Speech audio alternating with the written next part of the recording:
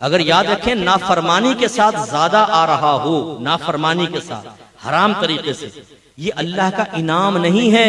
ये कहरे इलाही है, कहरे इलाही।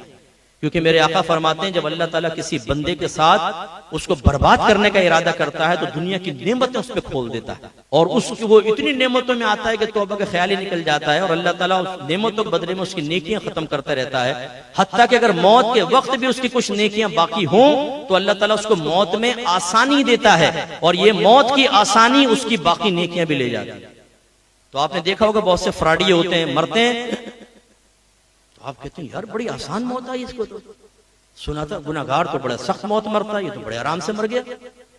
फिर हमें हदीसों पे शक पड़ जाता है ना कि यार हदीस में तो था कि बड़ी सख्त मौत आती है, इसका मतलब ये देखो ये तो फ्रॉडी था पक्का, पूरी मार्केट में नमाज का निशान था और सबसे बड़ा फ्रॉडी ये था, इसके बावजूद कितने आराम से मर गया। आराम से नहीं मरा,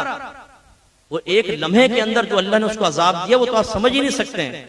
और मरने के बाद जो कब्र में पहुंचेगा वहां सख्त अजाब होगा।